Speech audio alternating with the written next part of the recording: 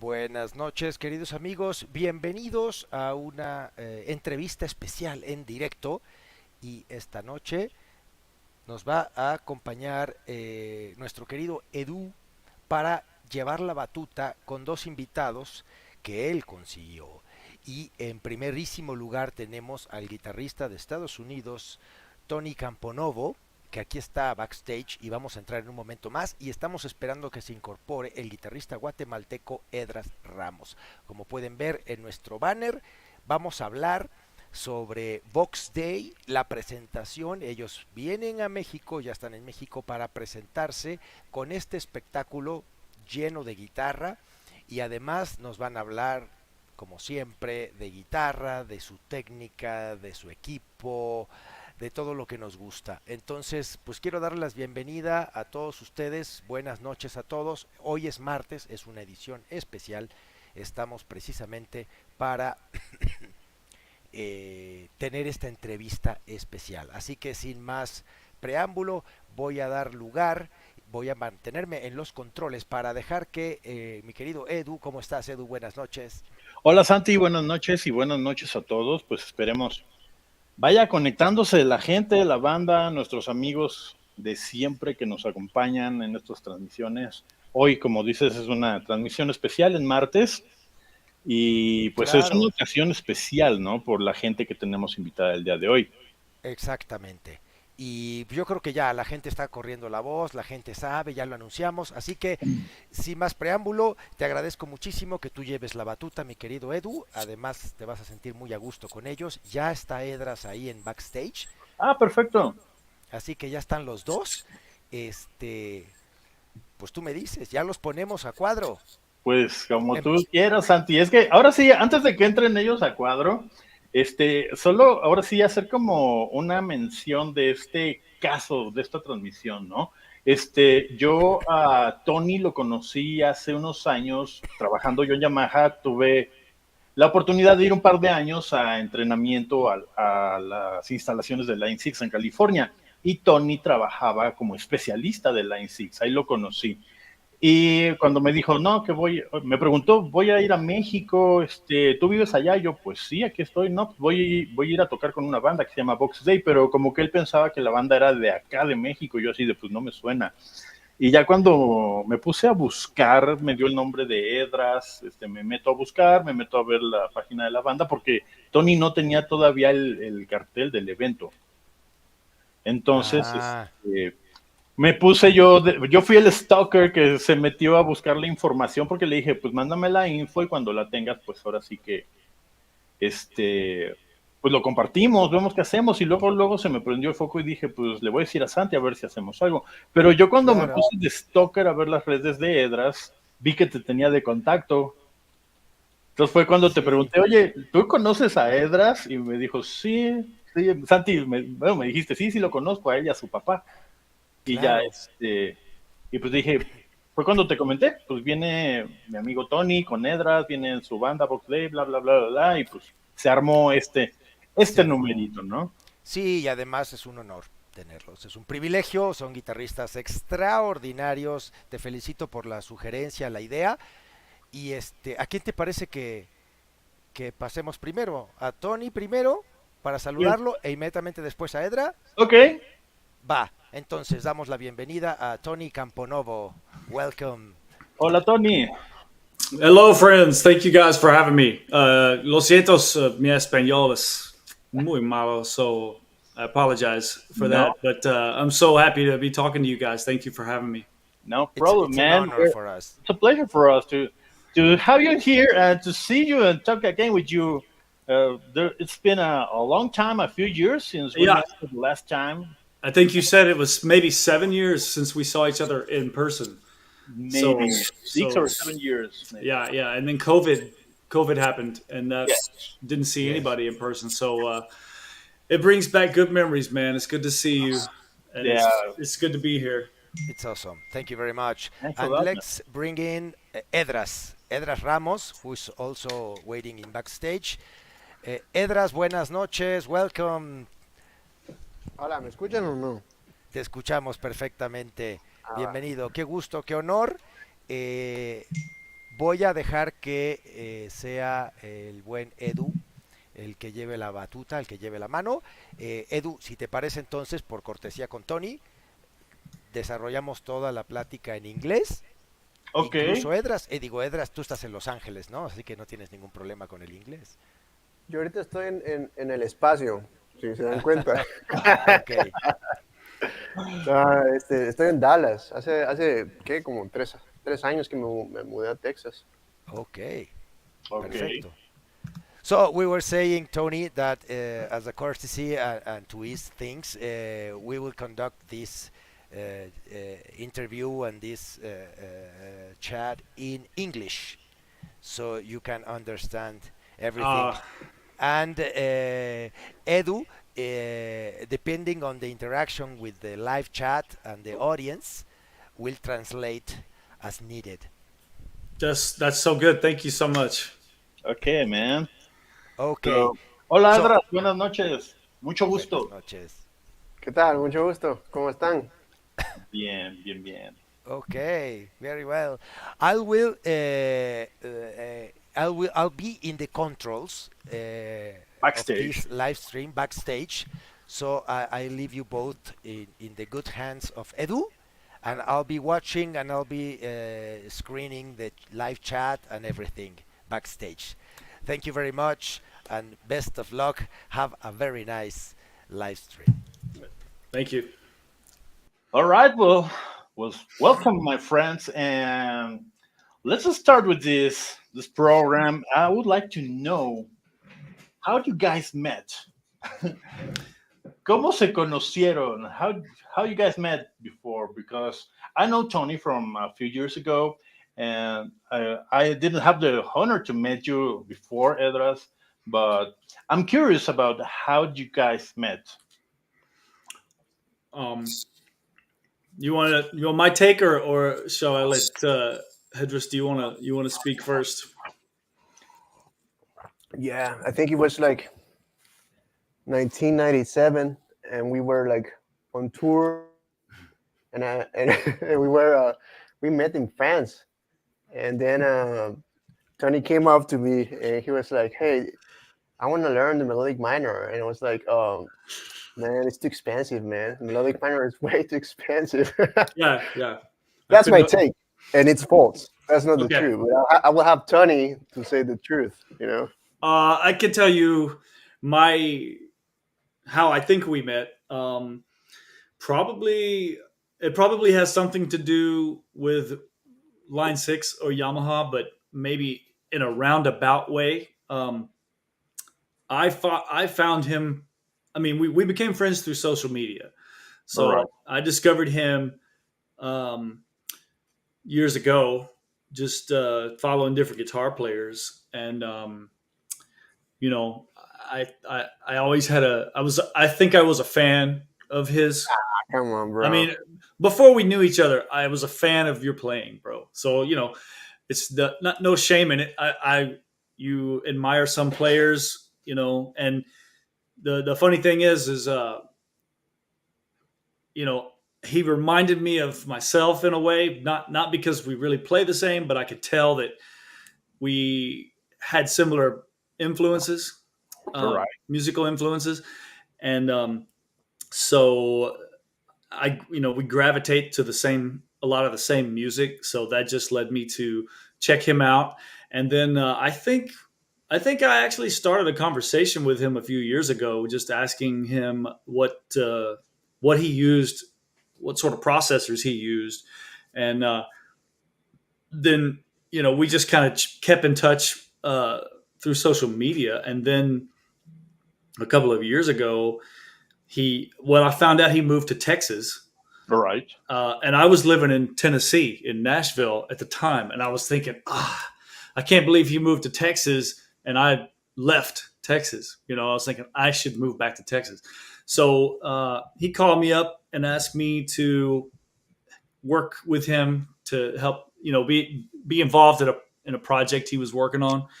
And so I was really honored that he asked me to do that. And I flew out to Texas, and we did some work together.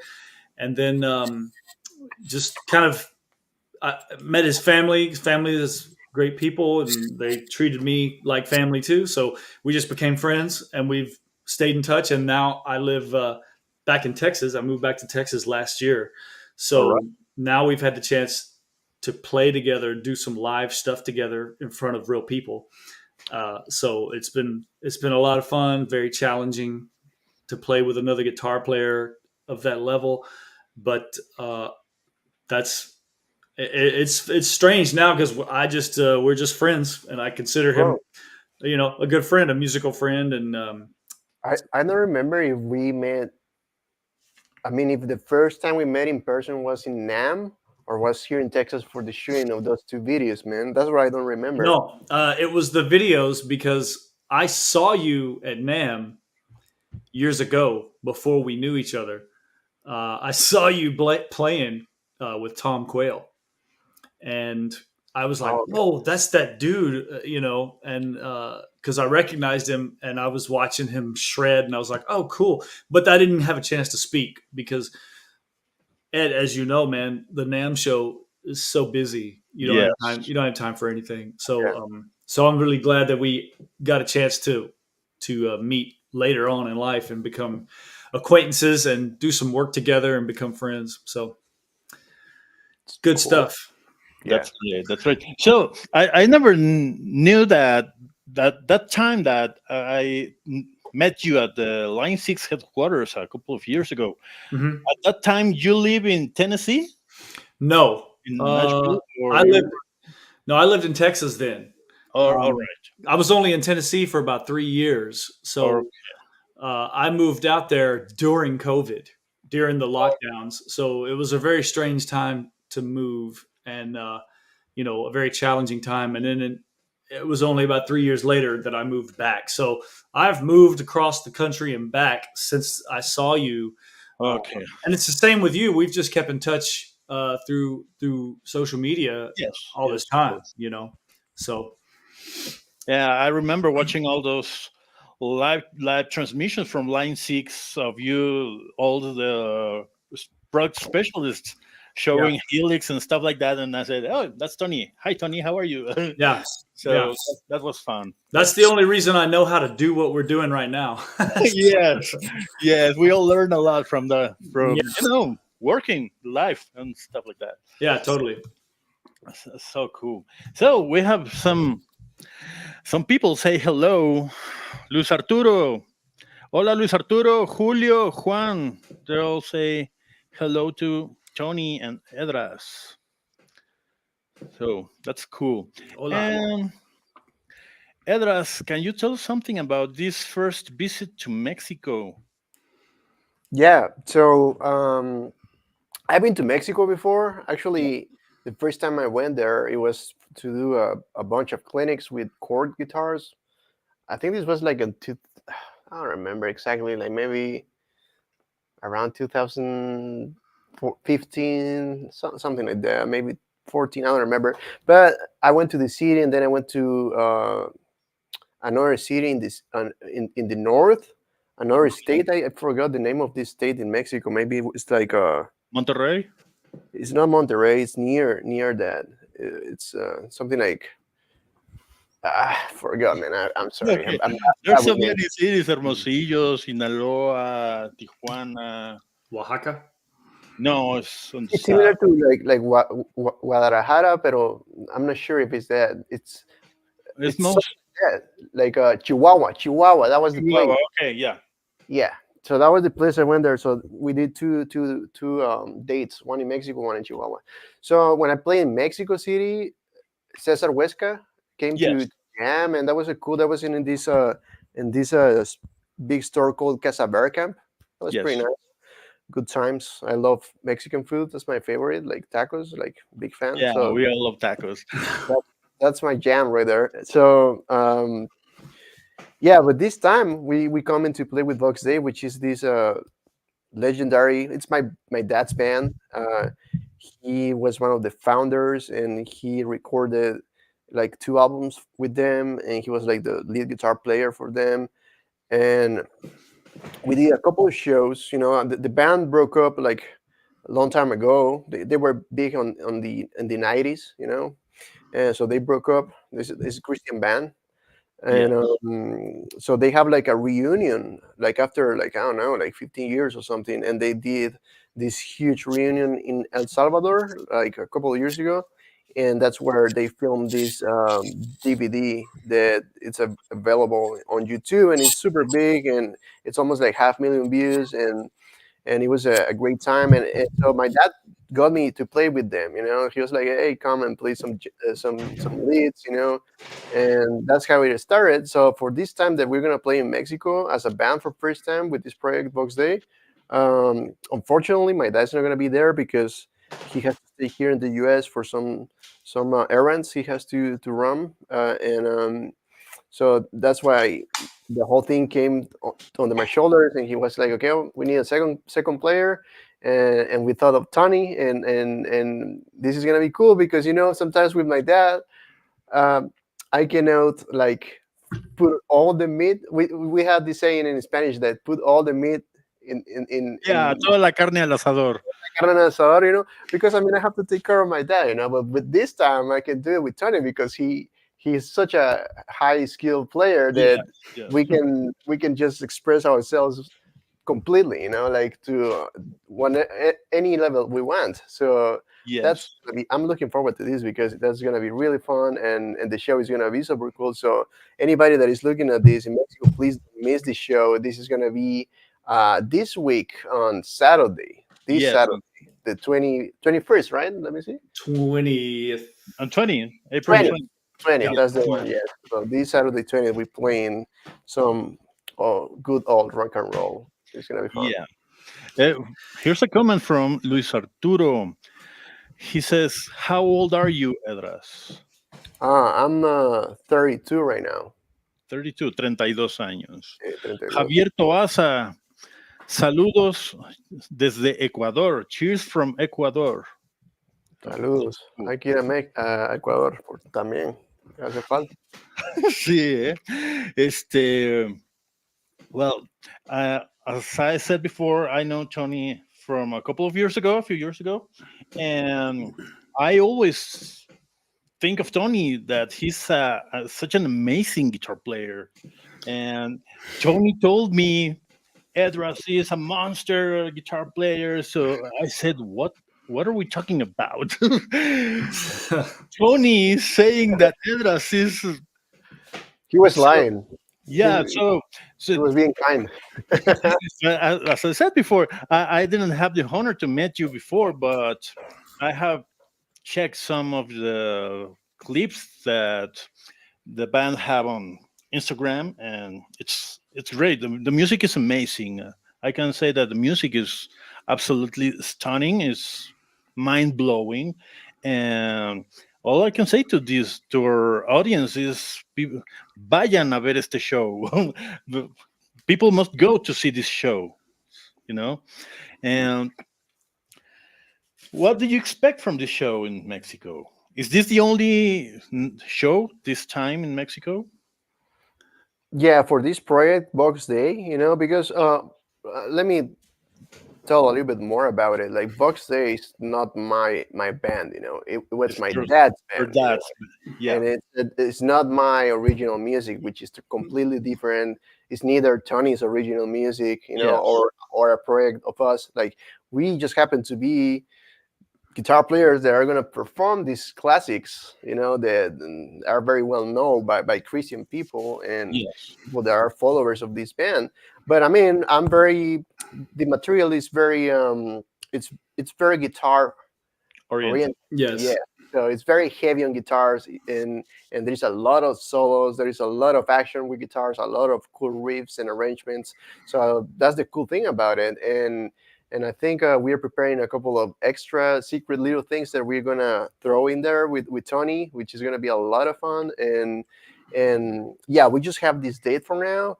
But I mean, I'm working and always open to come and do some different things. For example, when I was in El Salvador, I played in with the same drummer that is going to be playing on Saturday. With his name is Devadip Chunga, and he's from Peru.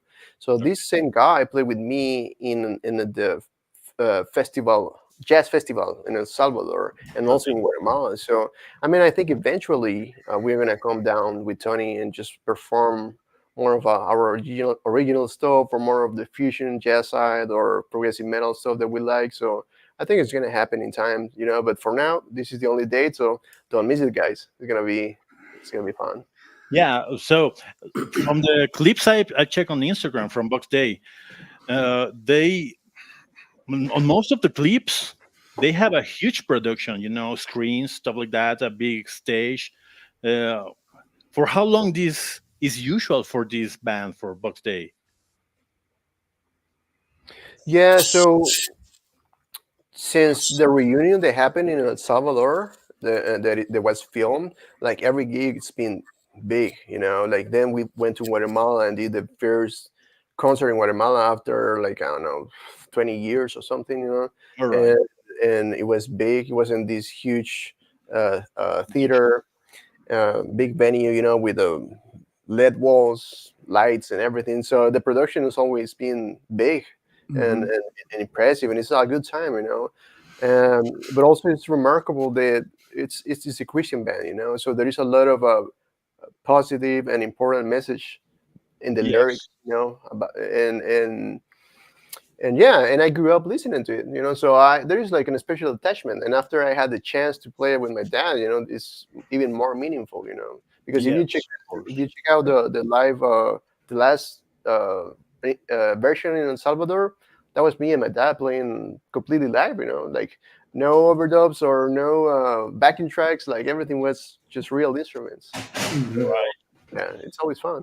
I'm going to say this in Spanish. Cuando le comenté yo a Santiago la propuesta de este programa, le dije, viene un amigo, Tony, de Line 6, y con Hedras Ramos, y yo había visto que te tenía agregado, ¿sí? Y Santiago me dijo, Hedras, viene Hedras. Y yo, sí, viene Hedras. Y luego me dijo, lo hacemos el programa. O sea, me dijo, también lo tengo a él y a su papá. O sea, yo como que no ligaba todavía bien este tema, ¿sí? Y about the gear that you're bringing to this touring, what are you going to use? First, you mentioned that you came first a few years ago doing some clinics with chord guitars. How does this approach with chord guitars came you? Yeah, so I've been working with chord guitars for maybe more than 10 years now. Right. It's been a long relationship, and I had the privilege and the blessing of being able to kind of have signature guitars with them, Right. and where I can pick the colors, the woods, and choose everything and kind of customize everything. And yeah, it's been a great experience. So the models that I've been involved with is called Duality, Mutility, and the new model right now that we'll release this year is the Triality, which is I'm in love with this guitar. So for sure, I'm gonna be taking one of these guitars with me at the gig. I think this time, since this is a very curious thing. All the material of Vox Day is in E flat, so we're tuning E flat. So for this one, I'm gonna take my Mutility guitar because that's a fixed bridge and multi-scale, and that feels really good. I put 11s on it, so it's solid, and I can go flat, and it feels good for the bands. So that's gonna be taken with me, and I think we're gonna have some Marshall amps. I'm a big fan of real amps, yeah, it's gonna be cool. Yeah. So cool. Mexican market for guitars. There's a lot of chord guitars here in Mexico. At music stores. you always see chord guitars in the market here in Mexico for a long time, more than 10 years, maybe 15 years. There's a lot of chord guitars. And here we have some friends in the audience. My friend Julio is a chord user. So we are very familiar to these guitars here in Mexico. So about the gear you're bringing up, you just told us about your guitar, but effects, amplifiers, what are you using on stage? You want to answer, Tony, first? Sure, I can give you my answer because I'm still putting it together right now. So as he pointed out, we are tuning to E flat. Everything is a half step down. Yes. So I don't have any guitars that I have set up for E flat currently. I have a Jackson that is set up for like C, low C. All right. But that's too much. And so honestly, I guess I'll give a shout out to Yamaha here. My Pacifica, actually, I have it set up with 9s, and it has a tremolo. It has a 6-point tremolo. But I tried it the other day. I tuned it down a half step, and I was afraid it just wasn't going to work. And it actually worked. I've been playing it all week, practicing like the tunes. And so I think that's going to be the guitar that I bring. And it has 9s on it, which I was afraid that 9s tuned down a half step would be a problem. Yeah. But for whatever reason, it's working. So I'm going to bring some extra strings, and I'm going to try that. So far, so good. I can still shred on it if I need to, and it doesn't fret out. There's no buzz. Everything is working. So I'm very surprised. I don't know why it works, but it does. So I'm going to stick with that. And that guitar was already a little bit customized for me when I was, when Yamaha gave it to me. They asked me, and this has been a few years, but they asked me, what I would like. And I just said, well, can I have stainless steel frets, Seymour Duncan, the specific pickups, coil tap, and the locking tuners. And they did all that. And it's a surprisingly good guitar, especially. And I'm not trying to do an advertisement here, but for the money for those guitars, it's a very good guitar considering, what you would pay for it. And then as far as effects pedals, that's another thing I'm not sure about. I forgot, we're going to have amps on stage, but I'm so used to traveling with a Helix, that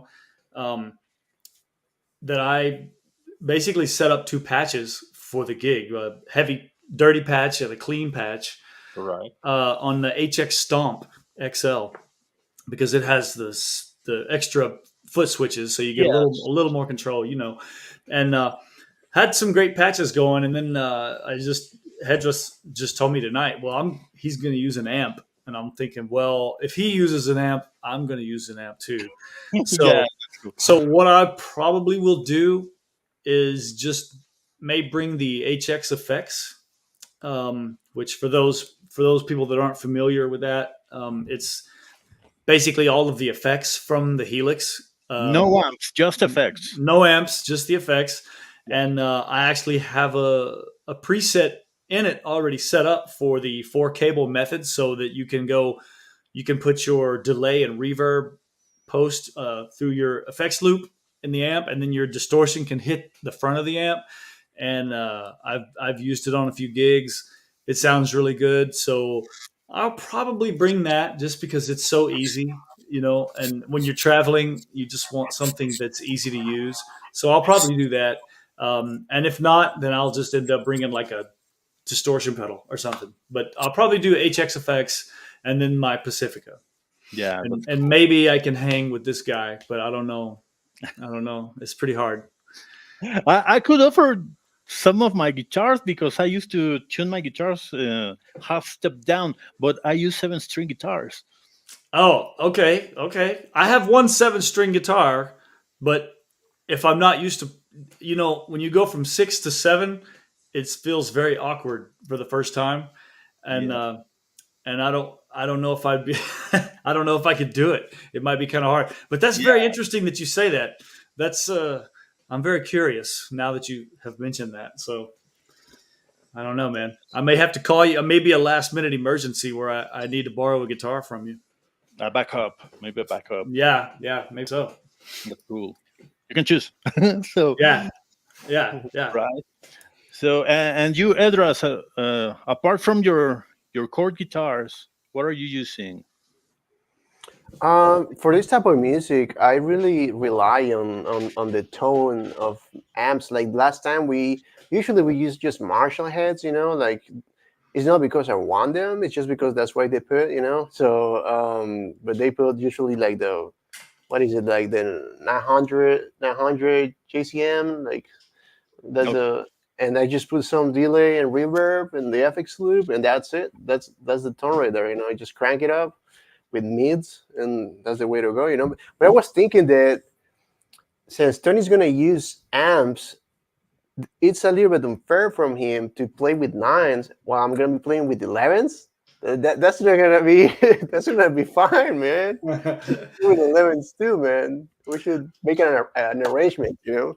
Maybe I can do it. Yeah, if I have time to string it up, you know. Yeah, I don't mind 11s. I actually love playing with 11s. I still have one guitar with 11s because I used to play 11s years ago, but then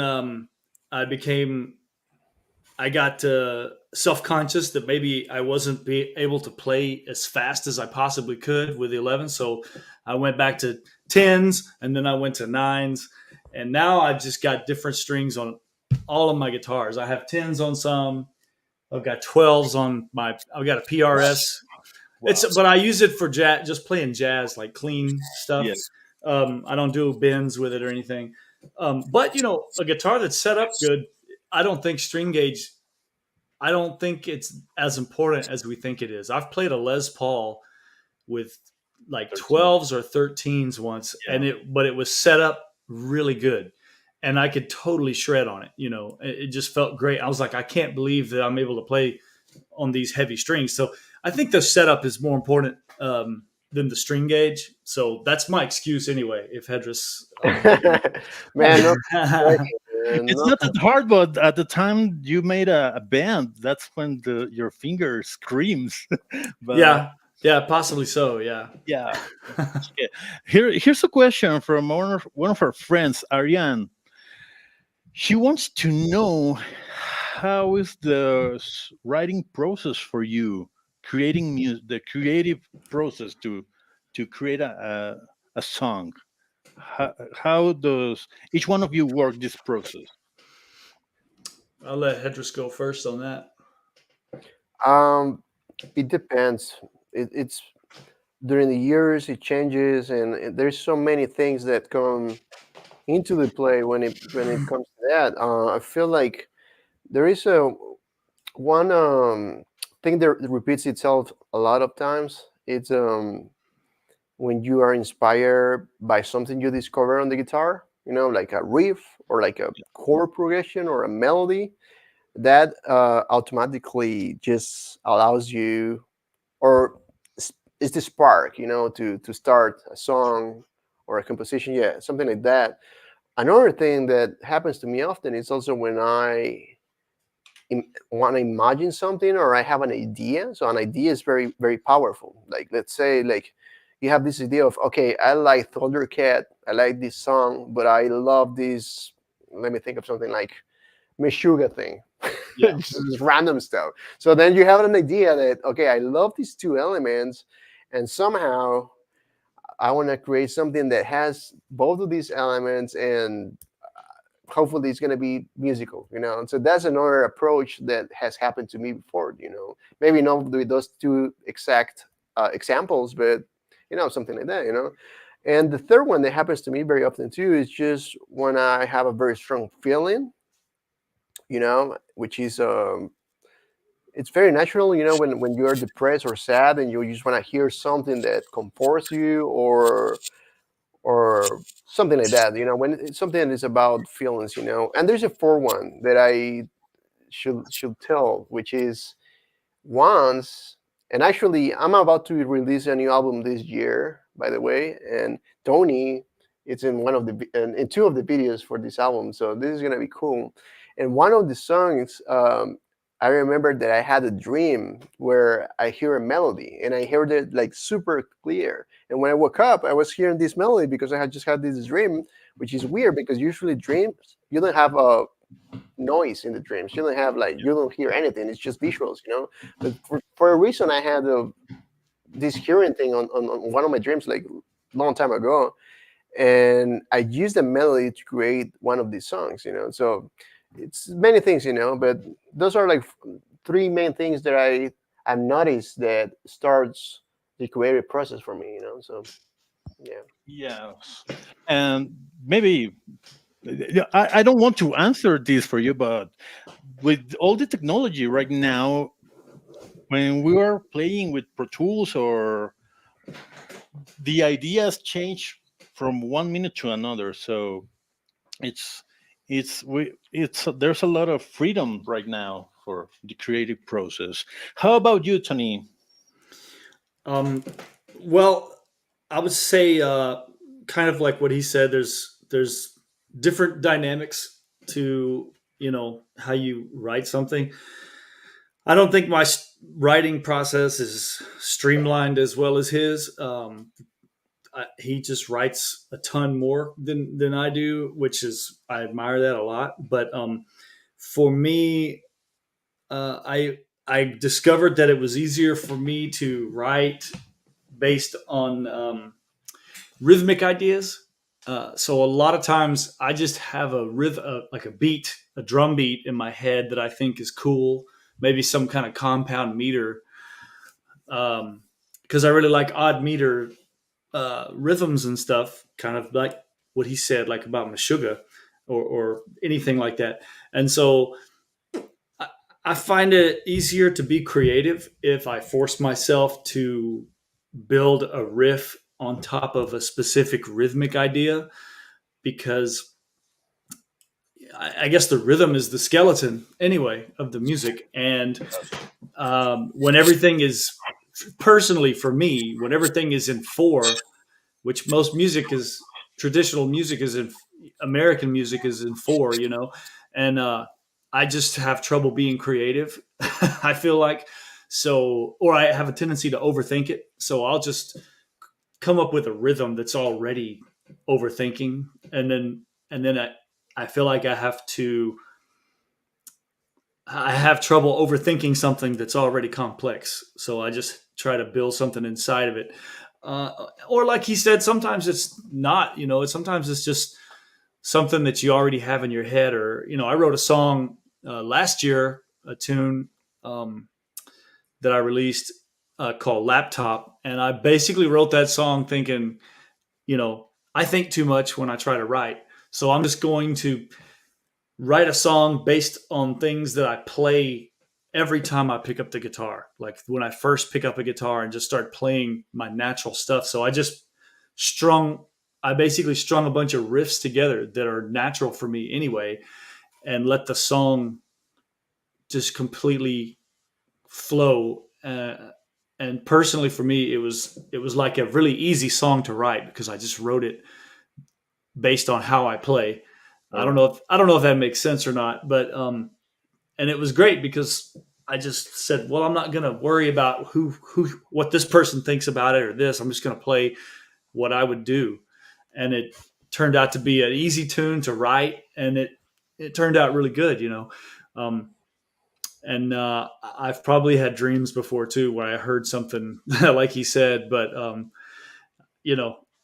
I'm still working on streamlining the writing process. I'm trying to learn more from Hedras because he's so good at writing.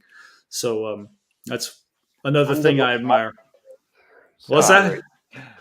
I'm the most average guy, man. Like, oh no, you wouldn't be here now if you were. There's another question right here. Juan asking, when you guys come to LA? Well, we were both just in LA, well, in California in January, but not together. But we did see each other. But I was in LA at the end of January, so that's the last time I was there. But I don't have anything coming up currently. Oh, that's cool. Muchas gracias, Arián. Se agradece esa aportación. Let's talk about your background. How did you guys start playing guitar? How long ago? At what age did you guys start playing guitar? Well, for me, I was 10 when I started playing, and I played because my parents were musicians, and they played music when I was a kid. They had a band that they would make money with, on the weekends. So I was around it a lot, and I started banging on the piano, and my mom kind of forced me to take piano lessons, which, at the time I didn't want to do it, but it really helped me a lot, and then my dad is a guitar player. He doesn't really play much anymore, but when I was a kid, he played. So I was always fascinated with it. I thought it was cool. And he gave me a guitar, when I was about 10. And after that, I did not care about anything else. For a long time, I didn't care about anything else. So that's how long I've been playing, since I was 10. Yeah, I started when I was like 7. But I mean, it was my same kind of same thing as Tony. Like my dad's a guitar player, obviously, so he had a lot of guitars, but he also had a studio because he produces jingles. So he had like this huge library of CDs back in the day, when people listened to CDs, and he had a huge library of basically all the discography of Joe Satriani and a bunch of G3s and Steve Vai and all of that. So, man, when I was in high school, instead of listening to Nirvana or instead of listening to whatever the 2000 new metal bands, which I did, because it was funny. This is how it went for me. While all my friends were listening to that, I would come to school with my my in-ears and everything. I would be listening to Joe Satriani and Steve Vai and all of that, and then they would show me like, hey, check out this. This is Audioslave. And I'm like, what? And I was very close-minded because I thought like, okay, this is the best guitar music ever. Like, why am I gonna care about these bands, But then they put it to me, and I hear Audioslave, and then I remember like the tune they played for me was like a stone, And when I heard that, I was like, oh, okay, there is more to music than just guitar solos, and it was very interesting. But yeah, that's how I started playing guitar, and I remember that was like 7 to 10. But when I took the decision that okay, I'm gonna devote myself to guitar, I was 12. And that's when I started like practicing 8 hours daily or 7 hours, and yeah, since then I haven't stopped, and I've been becoming older, and it looks weird now. It's weird that old dude playing guitar, it's weird. Older? You're 32? Yeah, 32. Nah, you're not older, man. Don't worry about it. We were married to our instruments, It's funny. When I was in high school, I was into like thrash metal, and it was already, that music was already out of style, during that time. Like he was saying, new metal and stuff like that was more popular, and I got into Megadeth and Dream Theater because Marty Friedman was one of my favorite guitar players, and I loved all the shredders, so I was the same way. Like everything else was like, this is trash because it doesn't have shredding. If it wasn't like just shred guitar, I was not interested in it, and then, and then years later I got into jazz, which was like, oh, that's even crazier, because you can only play so fast, but then you hear jazz and it's like it's not the speed, it's the harmony and just the is beautiful, you know. So I was always into either shredding stuff or jazz or progressive, you know, stuff that's progressive guitar music, I guess you could say.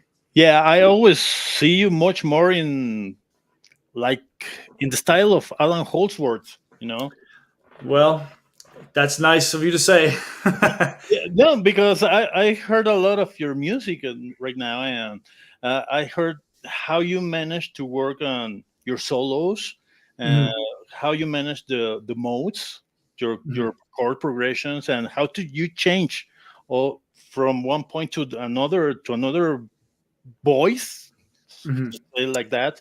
And I love how you create your music and how you manage your emotions on your music. Well, thank you. That's very flattering. I appreciate it, bro. So It's some days are easier and some days are harder, you know, but we just keep going. yeah, and I say it as a friend because Yeah. maybe those days that we met back in LA, you play just a little because you know I was No, it's taking very some halls over line 6 headquarters. yeah, very busy times. Yeah, but amazing times. I have great memories from those days. So Yeah, me too, man. your influences. You said you listened to Marty Friedman and Megadeth and Dream Theater, and from your jazz side, what did you listen? Well, there's so many, you know, when it comes to that. And again, I think Hedras and myself, we have a lot of same influences, guitar player wise. But you know, the classics, you know, John Coltrane, Charlie Parker, you know, Miles Davis. Even though it's cliche to say that, you know, the horn players, the classic horn players are what you should listen to, you know.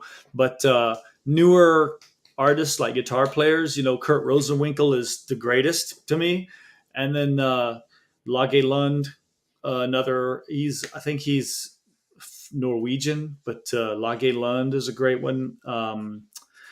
Oh gosh, who else? Gilad Hexelman, Mike Moreno, who's actually from Texas. Just a lot of these new guys. There's just a new sound, you know, a contemporary jazz guitar sound that I really love. All right. And it's not shredding at all, you know, but it's very clean tones and stuff, but it's beautiful. So those guys, I would say, are my favorites. Yeah. And from you, Edras, your influences.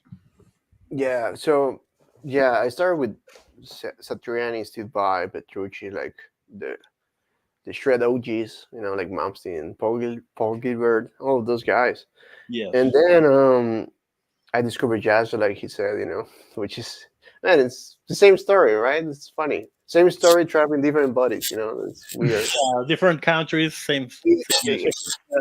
So same, I discovered like these new like New York style jazz players like Jonathan Kreisberg, like Laguilon.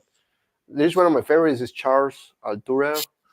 Now, like he's not that famous, but man, he's played with Chick Corea, he's played with Tigran Hamasyan, like with a bunch of big names, you know. But this guy, like the way he plays, like, and it's so interesting that some people don't understand, you know, like, and it's so weird because it's such a deep language they play, and even if it's fast, but there is so many like so much design and integrate and intelligence and beauty into the stuff this type of players play, you know.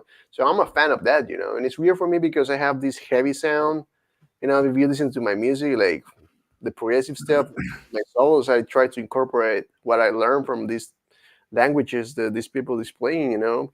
And I don't pretend to be a jazz player, but I know that I'm not just like a genty guy, you know, or a riff guy, you know. So it's weird, man. I'm trapped in this lane that nobody likes, you know. So it's weird. But yeah, That's what I always liked about him, though, was that he, you know, he had that shred sound, but he spoke a jazz language.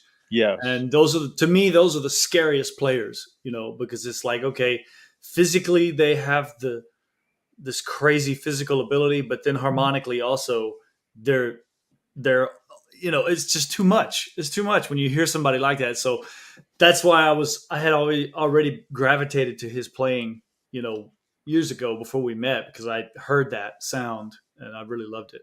Yeah, I'm very kind, man. But you have your own language, man. And when we play, we've been playing some gigs here in Dallas, So if anybody here watching is in Dallas, come and catch us when we play duo stuff at the jazz bars here in downtown, because we play all the notes.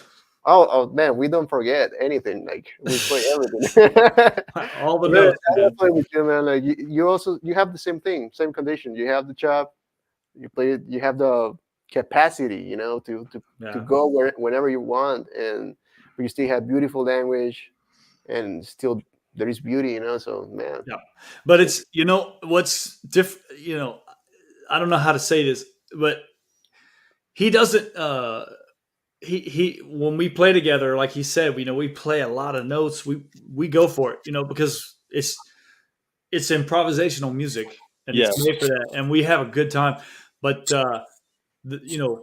he's like my friend, so it's cool. Like I don't feel like scared or intimidated by him being so good, because it's like, well, he's just a human, like we both have so much in common that it makes it comfortable to play. So it's really fun. So yeah, if anybody could ever come hear us, if you ever get the chance, if you're in this area, we have a good time.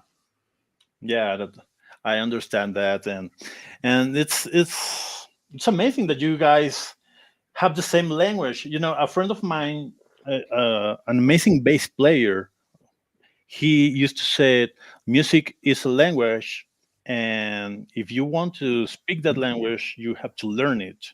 Mm-hmm. So you both speak perfectly and interact perfectly with this language. So well, thank you. So it's going. I'm pretty sure it's going to be an amazing show this Saturday here in Mexico with you guys. And here are some comments from people. Juan, Hedras, did your dad push you to become better than him, or you always loved the guitar? Well, when I was a kid, there is always that that feeling that you want to like impress your dad. As a kid, like you always have that, or you want to like you don't want to be less. You want to like, and he always was like he always had this spirit of like pushing me. Like he's always been a good dad. Like I'm grateful that I had a chance to have a good dad. Like there is a lot of people that don't have that opportunity. Yes. So I'm very grateful. And but yeah, I think it was a natural thing. I mean, it's a very healthy thing. It's a combination of two of them. Like it's just my passion for music, that just keeps me trying to learn and improve what I already have. And yeah, I always wanted to be a good musician. Like it's funny because first you want to be a good guitar player, and that means playing fast. Like being fast. But then you discover that okay, that's not it. You want to be a good musician. You want to hang with real musicians that play like beautiful stuff and deep music. And that's a whole another thing. Like you need to dive and understand music and rhythm and so many things. But yeah, my dad always he was for sure my first inspiration, for sure. Yeah. That's great. Another comment from Juan. Hedras, have you ever heard about Cacao Santos? I think I've seen him on Instagram. I think he's from Brazil, and I'm not sure if he's like a gospel. He plays like with Christian bands down in Brazil. I'm not sure, but I've seen his name on Instagram. Yeah. All right. Morales Estuardo. Saludos, Hedras, crack. Saludos ahí. Right. Los amigos. Juan, did you guys hear new guitar players or follow what is trending in the guitar world on YouTube? as far as following what's trending currently, it's hard to keep up. There's so much. I mean, every day I feel like there's something new. So I try to keep up. I mean, I feel like Instagram does a pretty good job of helping me keep up with the trends, guitar trends. Yes. But also there's just so much that I don't know how you could keep up with all of it if you're an adult, and you have things and you have a life, it's hard to keep up with all of it. So um, I just try, and then some days I don't want to hear anything except some old stuff, so I'll listen to some old, Chet Baker or something like that. And, but gosh, and it's not just guitars. I mean, I like all kinds of music. I mean, probably most of the music that I listen to for pleasure is not even guitar music. Right. Unless it's jazz, I do love jazz guitar. And I love shred, but I don't listen to much of that these days. But I like. Bro, I get tired, man. I get tired, bro. Yeah. It's so aggressive. If I'm gonna drive, no guitar, man. Please. Yeah. Nothing but guitar. And one of my favorite guitar bands, I would say, is Meshuggah, and I feel like what I like about them is not. I mean, it's great guitar stuff, but it's the rhythmic quality of it. Yes. It's just super heavy, and I love that. But I like electronic music and R&B and drum and bass and hip hop. I like everything. So Yeah. I am a huge Meshuggah fan for a long time ago, since Chaosphere. That was in the mid 90s. Yeah. And over the time, I do have two 8-string guitars, and I became addicted to change the pickups in my guitars. We put a switch to split coils. And then I realized that Meshuggah use a very low gain. Yeah. And maybe they switched their pickups to split coils. Yeah. And what they play on guitars sounds very jazz. The rhythm is very jazzy. Their solos are very dissonant, but very jazz too. Yeah. It's funny, but people used to headbang and oh yeah. Well, the jazz yeah. The jazz influence is just it's a good influence. Anything that incorporates that into like metal, Yes, I love it. I just love it, and there's not enough of it, I don't think, but I'm a sucker for that sort of stuff for sure. Even I have here my jazz guitar. Oh yeah. And it's a 7-string jazz guitar. So oh wow. Oh, that's cool. Yeah, there's a guy here in Texas that David Mooney. He's head of the guitar department at UNT, University of North Texas. He plays a 7-string like that, like a hollow body jazz, archtop 7-string. And I'm just like, man, that's far out, like to play that kind of all those voicings and all that, and then be able to navigate the 7 strings. Yes, that's impressive. There's a famous jazz guitar player who used 7-string. His name is John Pizzarelli. Oh, okay. There's another one, Charlie Hunter, I think. All right. Yeah, Charlie Hunter is so cool, man. He's very rhythmic, and he plays he has like bass and guitar together. Like it's weird. Like he has the bass strings. Yeah, he's crazy. He's crazy. So yeah, those guys they're just too good, man. Yeah. Great. So what else? Hola Igor, ¿Cómo te va, bro? Ellsworth Gonzalo, saludos, Master Hedras Ramos. Well, guys, an advice to our audience. You want to say to our audience, invite these people to this show this next Saturday. And what would you say to our friends in the audience? what are you offering in this show as guitar players, you know? Man, that's a hard question, man. Well, I will say it, and I will say it in Spanish. Amigos, audiencia, a todos nuestros amigos, Igor, Juan, Arturo, etcétera, no se pierdan este show. Es un show con dos guitarristas brutales. Don't miss this show. These two guitar players are out of this world. I will add something. I will say this.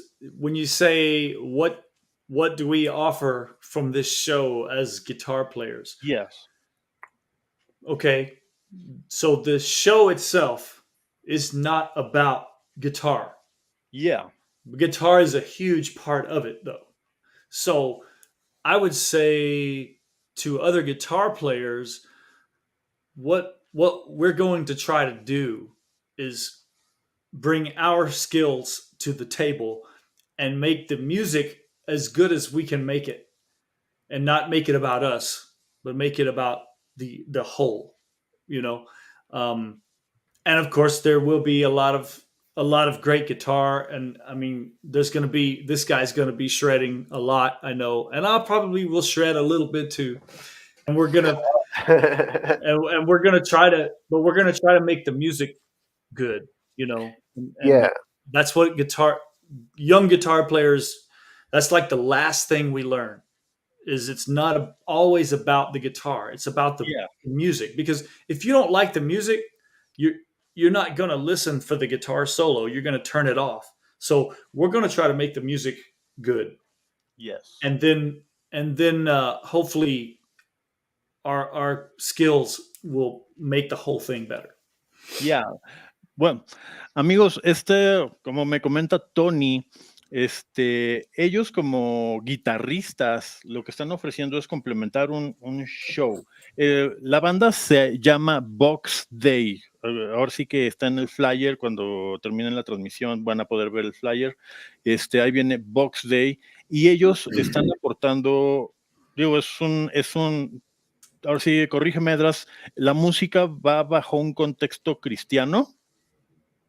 Sí, esta es una banda cristiana. Mi padre fue fundador de esta banda y fue de los primeros guitarristas, porque esta banda ha pasado por varios diferentes músicos, diferentes generaciones. Exacto. Entonces, en los últimos años yo he empezado a tocar con ellos, y en este show en México vamos a estar Tony y yo, y también va a estar un baterista que se llama Devadip Chunga, que es de Perú. Es un increíble batero, él ganó premios.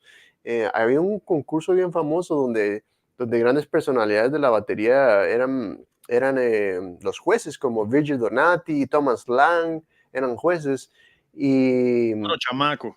Sí, entonces él ganó ese concurso. Es un gran batero. También en el bajo va a estar un chavo que se llama Montes, que es de aquí de Texas. Es un cuate que toca increíble. Entonces va a haber muchos grandes músicos en este evento. Entonces, aparte de la guitarra, yo creo que es un buen evento musical en general, y un concierto también con un buen mensaje. Entonces, claro, no solo va a ser la guitarra, como Tony estaba mencionando. Entonces, claro, hay más de la guitarra ahí. Y habían hecho mención, ¿no? Que va muy orientado en guitarras la música de VOX DEI, ¿no? Sí, es hard rock de los 80s. Ok. De los 90s. Perfecto. Pues bueno, ahora sí que estamos a punto de terminar el programa. Algo con lo que quieran cerrar. Is there anything else you want to say before we say goodbye to our friends? Algo con que despedir. Thank you, GuitarraMX, for having us, and that's what I would say. It's really good to sit and talk to you guys, and thanks for having us on. Yeah, thank you guys. Gracias, Guitarra México, por el espacio, y esperemos que pronto podamos hacer más cosas. Ok, claro que sí. Y Hedras and Tony, feel free, anytime you came back to Mexico, feel free to contact me or contact Santiago, and we can do something. Absolutely. Maybe we can made an interview in person. Yeah. Let's go and eat some tacos and let's jam. All right, Tony, you have to go to eat some tacos now that you came to Mexico. Oh yeah, there'll be some tacos for sure. Yeah. So, well, amigos, muchas gracias por acompañarnos en esta transmisión especial de día martes. Luis Arturo, aquí tengo el flyer. Voy a mencionar el venue de este evento. Por aquí tengo el cartel. Auditorio Icebes. Es Auditorio Icebes, Zacualpan 55, Valle Gómez, Venustiano Carranza. 15210, Ciudad de México. Sí, pues bueno, amigos, no se pierdan este show porque, como ya comentaron, tiene un buen mensaje. No tienes que ser necesariamente religioso para ir a ver un buen espectáculo musical, ¿sí? Y les aseguramos que en cuanto a la música, en cuanto al trabajo individual de todos los músicos que se van a presentar, son de primer nivel. Aquí los dos músicos que nos están acompañando en verdad son unas bestias en su instrumento. So, well, Tony, amigo, and Hedras, thank you very much. I want to thank you. And it's my pleasure to see you again, Tony, and to have this chat with you and to have this chat with you too, Hedras. Thanks a lot for your time and hope we can do this again very soon. Absolutely. Thank you, guys. Thank you. Thank you, guys. Good to talk to you. All right, so, pues bueno, amigos, hasta aquí llegamos en este programa. Espero les haya gustado. Y nos vemos mañana que tenemos el programa especial de Celestion y los 100 años de Celestion. Vamos a tener gente de la empresa encargada de la distribución y venta en México. Esta empresa se llama Sensei y bueno, va a estar muy interesante. Hay sorpresas y pues bueno, todos conocemos Celestion. I am saying, Tony, this year Celestion Speakers celebrating the 100 years. So tomorrow we're going to have a program about Celestion, and we have as guests the people from the company who sells Celestion here in Mexico. So thanks a lot, guys. Thank you. And enjoy your trip to Mexico. Tony, you have my number. You have my contact. Anything you, bro. need, if you need a backup guitar or whatever you need, give me a message. Send me a message. Appreciate it. Thank you so much, bro. Thank you for having us. And I have my Helix and my HX stomp, whatever you need. So awesome. Thanks, bro. Okay. You're awesome, dude. Thank you. Thanks a lot, man. And Hedras, muchas gracias. Disfruten sus días en México y nos vemos pronto. Claro que sí, un abrazo, saludos. Bueno, hasta aquí llegamos, banda. Nos vemos mañana a las 9, misma hora, mismo canal. Buenas noches. Mucho rock. Chao. Goodbye. Bye.